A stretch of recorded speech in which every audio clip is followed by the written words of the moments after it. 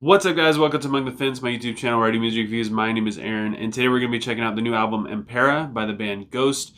Impera is the fifth studio album from the Swedish rock band since 2006, and admittedly, I'm not really a regular listener of the band anymore, but when I first discovered them in 2016, I was obsessed with their sound. I love how their album covers were super dark and creepy and looked like something that would be considered death metal. Then when you put it on, it's what people would call Scooby-Doo metal. I loved their lyrical content, their gimmick. I loved every single bit of it.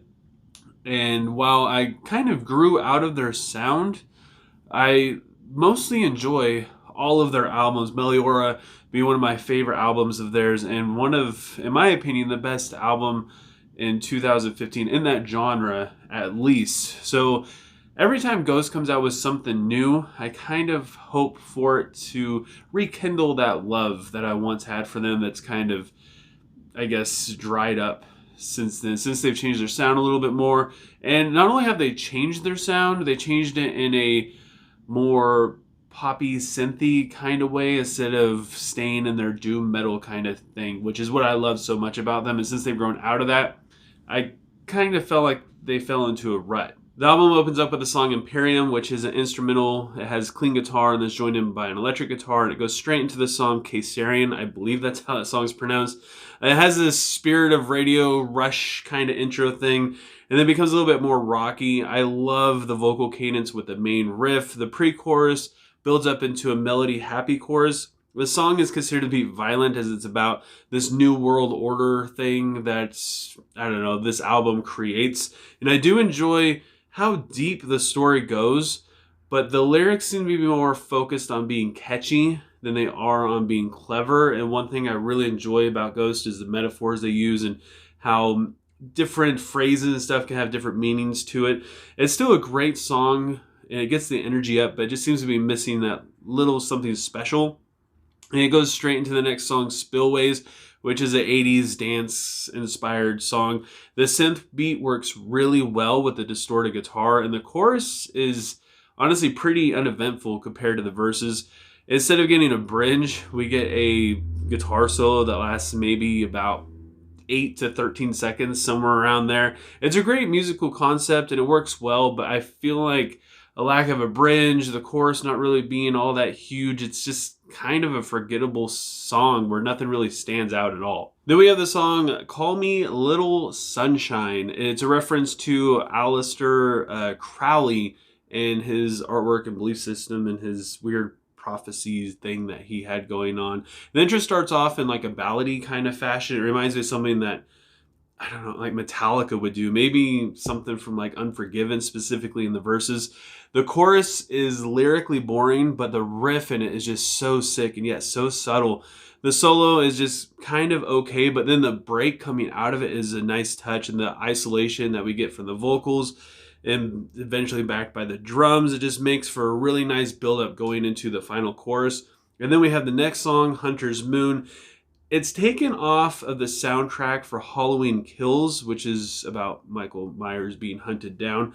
It's normally I don't like empty verses, but the vocal presence is just so good in the verses, it kind of wins it over for me. The chorus is boring the first time around, then it's slightly better the second time, and then it reaches its peak in the outro. Honestly, this isn't a bad song, and I realize the purpose of it. It's meant to be a soundtrack, but at this point, and it just feels very underwhelming when you hear bands like Ice Nine Kills. It literally just feels like discount Ice Nine Kills at this point. We'll jump ahead a little bit in the album to the last single that was released, the 20s, which I already did a review on this, but I figure, you know what, we'll just dive into it a little bit more. It's a reference to the 1990s fascist regimens and connects them to the stuff that's been going on like here in current time in the past 2 years. The brass section intro is pretty cool. I enjoy that, and the heavy riff makes it a little bit better. The verses are musically boring, but I guess the theatrics work kind of well. The chorus is also very boring and repetitive, and it's twice as long and twice as boring the second time around. The guitar solo doesn't really do enough for the song to break it up for the third time around either. Honestly, this song it felt very weak, especially being released as a single to get people excited about the new album, which it just didn't really do it for me.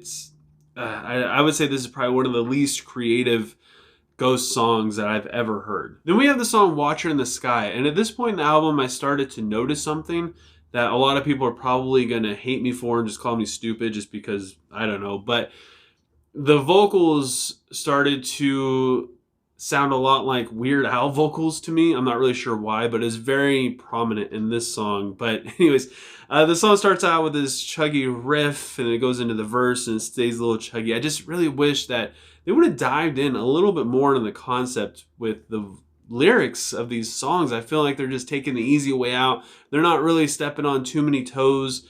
They are in some cases, but in other cases, as far as building like this world, they're not really expanding on it a whole lot. I feel like it's just kind of lazy songwriting, to say the least. Like, while the verses are decent, the chorus is just empty, and it's a sad attempt at trying to be catchy and hooky. Well, it just says, searchlights looking for the watcher in the sky. And they try so hard for you to just want to get into this. They repeat that line 19 times throughout this entire song. And then it goes to the next song, Dominion, which is an instrumental.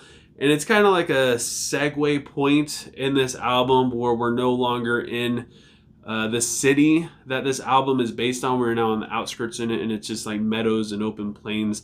And it's kind of like Dune inspired. It's almost like a soundtrack kind of thing going on for it. Darkness at the Heart of My Love is about people having values guised in like a righteous kind of way when they're really hypocrites. So basically people who pretend to be high and mighty and they're really not.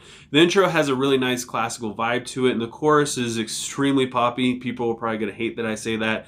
It's got pounding drums and even has some finger snapping going on in the background. And the solo has a good sound to it, but at this point in the album, it's fairly predictable.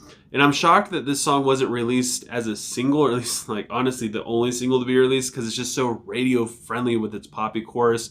Then we have the next song, Griftwood, which is probably my favorite song on the album, but for different reasons. It's about fake preachers using religion to become rich. It has a Van Halen Ain't Talking About Love intro to it that the more I listened to it, the first time I heard it, I thought it sounded good, but the more I listened to it, the less inspired it started to sound, and the more it just kind of sounded like a rip-off of that song. I really enjoy the lyrics in this song, though. Like, as a Christian, I too I can't stand when pastors use the religion to try to collect money, and it's horrible. And Ghost really communicates this beautifully. And the chorus is all about the silly, stupid things that they use and they say in the verses. It just brings out points in how ridiculous they sound and how they're very just radio and talk show pastors. It's basically all they are for the sake of getting money. And every time I hear these things, I just cringe.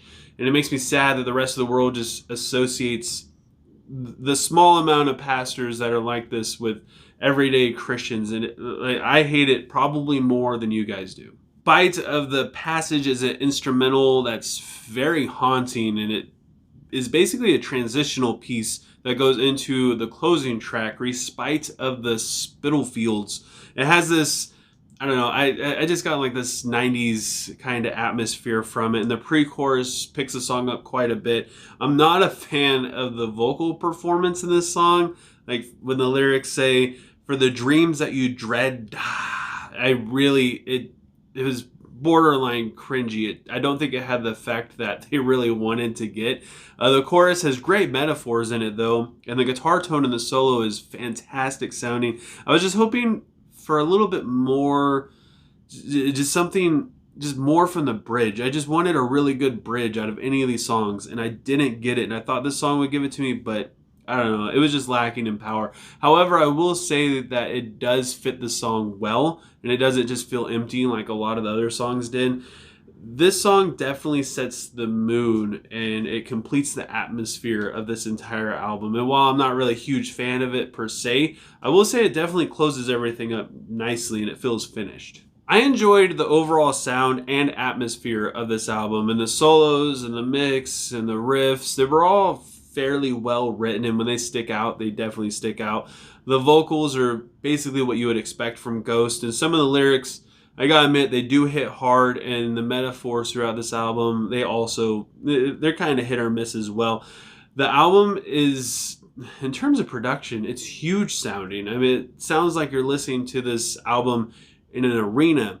However, I gotta say, there's a lot more I feel like I didn't like about this album. Some of the riffs are more forgettable than not.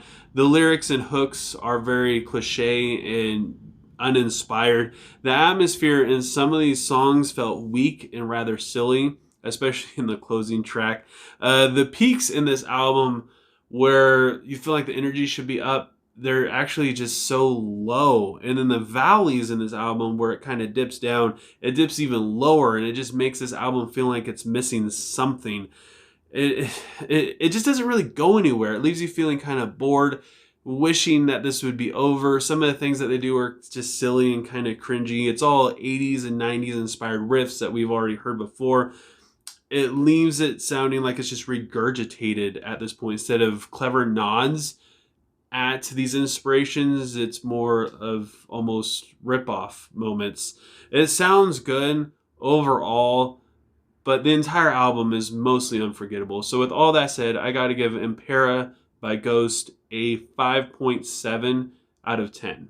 But I want to know what you guys think. I have a feeling this album is going to be pretty polarized by fans. You're either going to love it or you're absolutely going to hate it. So leave a comment below letting me know what you thought, what your favorite song is, and what you would rate this album. And if you enjoyed this video, don't forget to give it a like. Leave a comment below letting me know what I should review next.